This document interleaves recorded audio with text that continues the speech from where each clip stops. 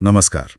आज हम क्रिकेट के एक ऐसे सितारे की कहानी में जरा गहराई से उतर रहे हैं, जिनका सफर आप कह सकते हैं संघर्ष और दृढ़ संकल्प का प्रतीक है। जी।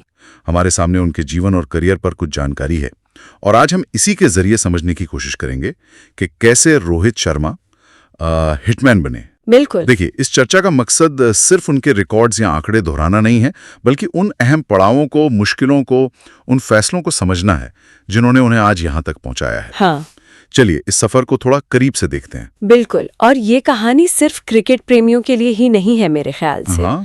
मतलब हर उस व्यक्ति के लिए दिलचस्प हो सकती है जो ये जानना चाहता है कि असाधारण सफलता के पीछे अक्सर किस तरह की मेहनत होती है, उतार चढ़ाव होते हैं और वो अटूट विश्वास छिपा होता है। सही कहा। हम देखेंगे कि कैसे वो शुरुआती चुनौतियां थी, उन्होंने कैसे उनके करियर की नींव रखी और कैसे उन्होंने बाधाओं को पार किया। तो चलिए सफर शुरू करते हैं नागपुर से।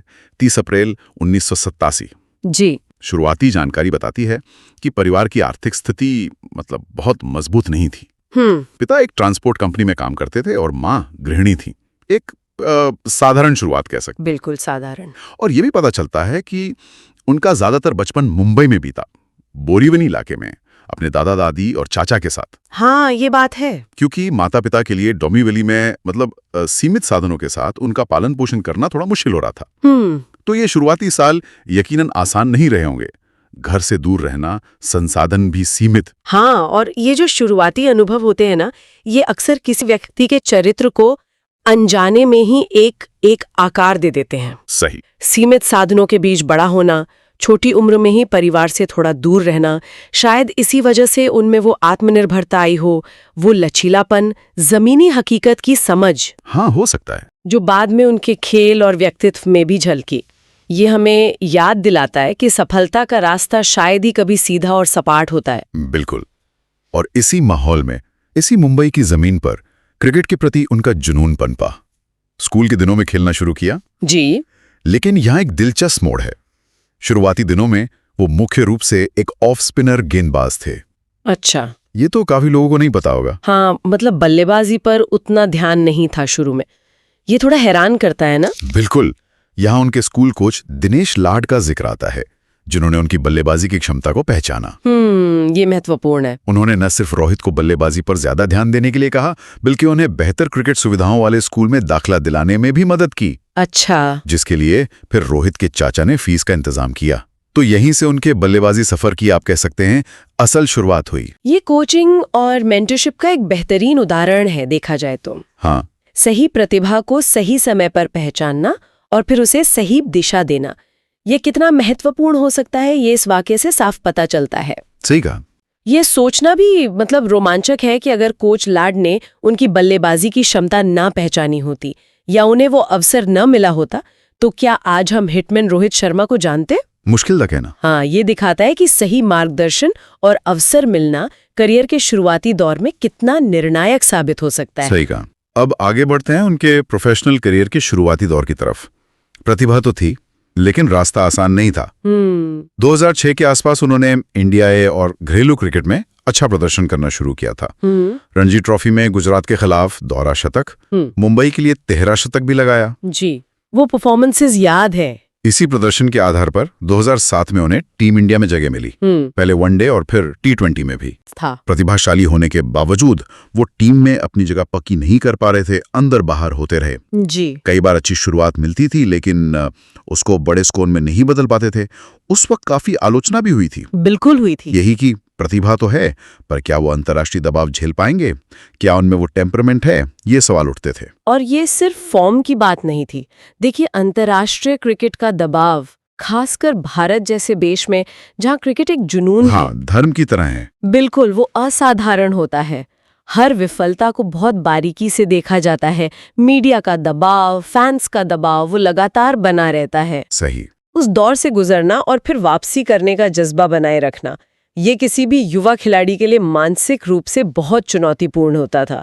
ये सिर्फ स्किल का टेस्ट नहीं था, ये उनकी इच्छा शक्ति, उनके धैर्य का भी कड़ा इम्तिहान था। और 2011 वर्ल्ड कप टीम में जगह ना मिलना, वो शायद एक बड़ा झटका रहा होगा उनके लिए। हाँ, वो एक बड़ा झटका था। और फिर आया साल 2013।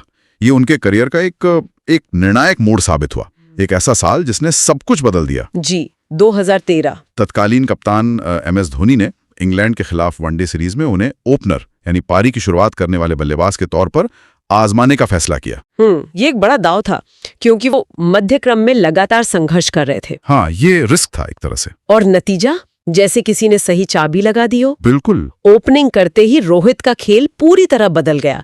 उन्होंने बड़े स्कोर बनाने शुरू कर दिए। उनकी बल्लेबाजी में एक नई आजादी, एक नया आत्मविश्वास नजर आने लगा। हाँ, वो दिखा था। 2013 चैंपियंस ट्रॉफी में शिखर धवन के साथ उनकी ओपनिंग जोड़ी सुपरहिट रही। भारत ने खिताब जीता। जी, वो शानदार पार्टनरशिप थी। और फिर उसी साल ऑस्ट्रेलिया के खिलाफ बेंगलुरु में वो यादगार पहला वनडे, 209 रन। हाँ, ये सिर्फ एक अच्छी पारी नहीं थी, ये एक तरह का ऐलान था। बिल्कुल एक स्टेटमेंट था वो। ये रणनीतिक बदलाव वाकई कमाल का साबित हुआ। यहाँ ये सोचना दिलचस्प है कि ओपनिंग ने उन्हें क्या दिया जो मध्यक्रम नहीं दे पा रहा था। हाँ, क्या बदला? शायद वो खुलकर खेलने की आज़ादी मिली, या नई गेंद का सामना करने की चुनौती ने उन्हें ज्यादा फोकस दिया, या शायद उन्हें अपनी जो स्वाभाविक आक्रामक खेल शैली है उसे खुलकर दिखाने का वो मंच मिल गया जिसकी उन्हें तलाश थी। ओपनिंग ने उन्हें पारी को अपनी गति से बनाने का मौका दिया। सही।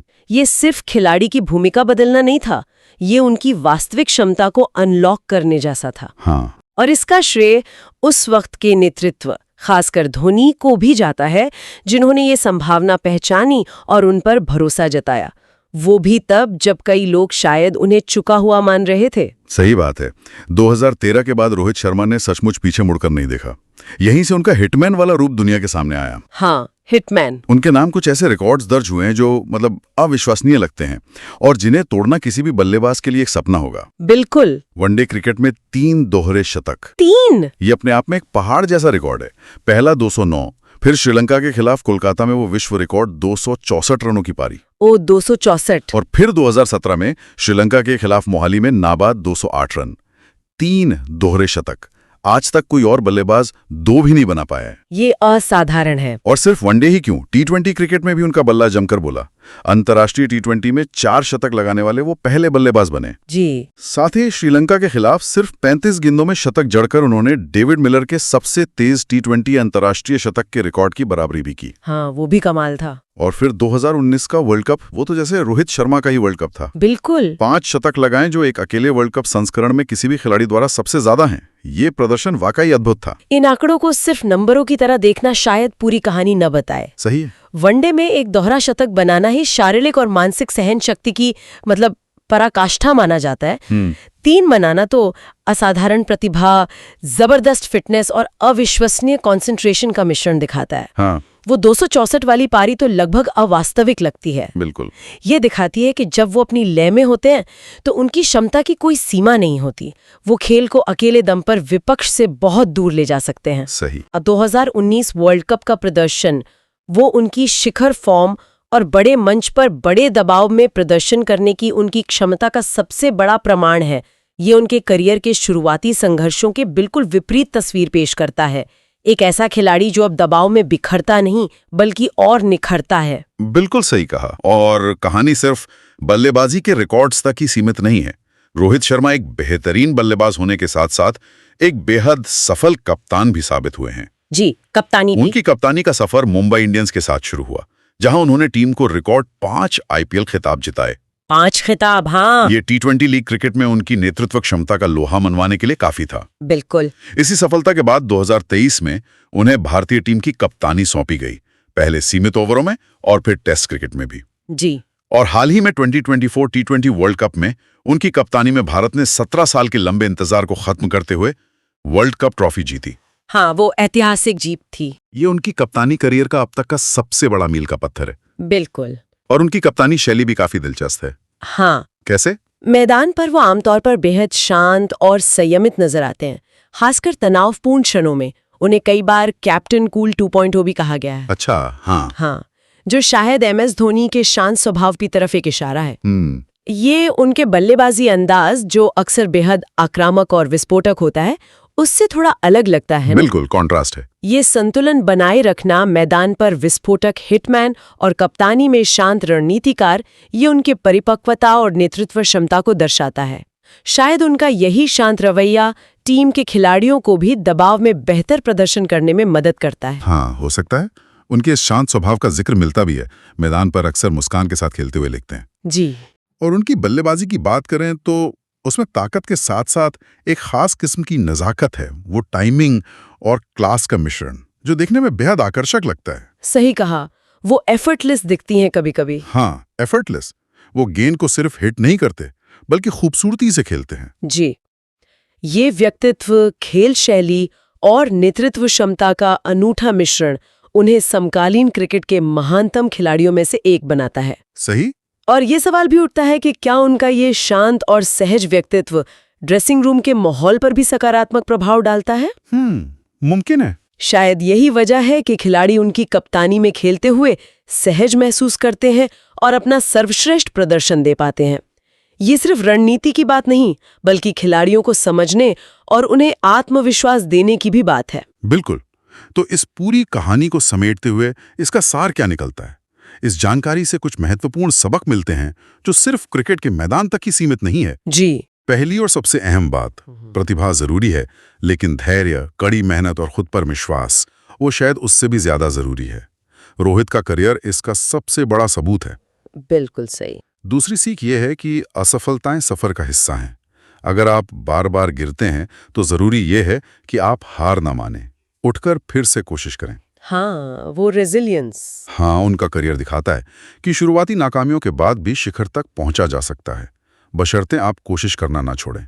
और सबसे जरूरी, अपने सपनों को कभी छोटा ना समझें, चाहे आपकी शुरुआत कितनी भी साधारण क्यों ना हो। बहुत सही। उन्हें अक्सर संघर्ष से सफलता तक का जीता जागता उदाहरण कहा जाता है और ये काफी हद तक सही भी लगता है। जी। आज वो न सिर्फ भारत में बल्कि दुनिया भर में लाखों युवाओं के लिए प्रेरणा स्रोत हैं।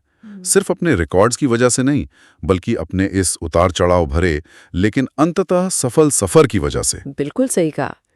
ये कहानी हमें याद दिलाती है कि महानता रातों रात हासिल नहीं होती है। इसके पीछे सालों का संघर्ष, अनगिनत घंटे की प्रैक्टिस, आत्मसंदेह से लड़ाई और अपने लक्ष्य के प्रति वो अटूट समर्पण होता है। अगर हम इसे बड़े परिप्रेक्ष्य में देखें तो ये सिर्फ एक क्रिकेटर की कहानी नहीं है, बल्कि जीवन की किसी भी क्षेत्र में सफलता पाने के लिए जरूरी सिद्धांतों को दर्शाती है। हाँ। ये जानना महत्वपूर्ण है कि उन्होंने सिर्फ सफलता का स्वाद नहीं चखा, बल्कि असफलताओं से सीखा, अपनी कमियों पर काम किया और हर बार पहले से ज्यादा मजबूती से वापसी की। यही चीज उन्हें एक चैंपियन बनाती है। बहुत खूब कहा।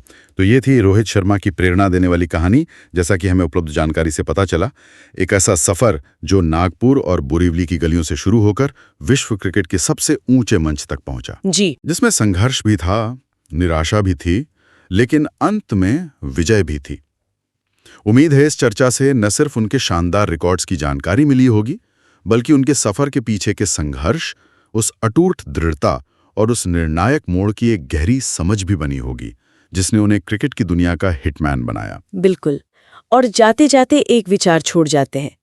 इस जानकारी के आधार पर अक्सर बहस होती है प्रतिभा बनाम मेहनत की। हाँ, होती है। रोहित शर्मा की कहानी देखकर क्या लगता है? क्या ये सिर्फ जन्मजात प्रतिभा थी जिसे देर से मौका मिला, या ये अटूट मेहनत, सही मार्गदर्शन और सही मौके का धैर्यपूर्वक इंतजार करने की क्षमता का नतीजा है, जिसने शायद प्रतिभा को भी तराश कर और निखार कर इस स्तर तक पहुंचाया? सोचने वाली बात है। इस पर जरूर सोचिएगा। अगली बार फिर मिलेंगे एक नई कहानी और उसके विश्लेषण के साथ।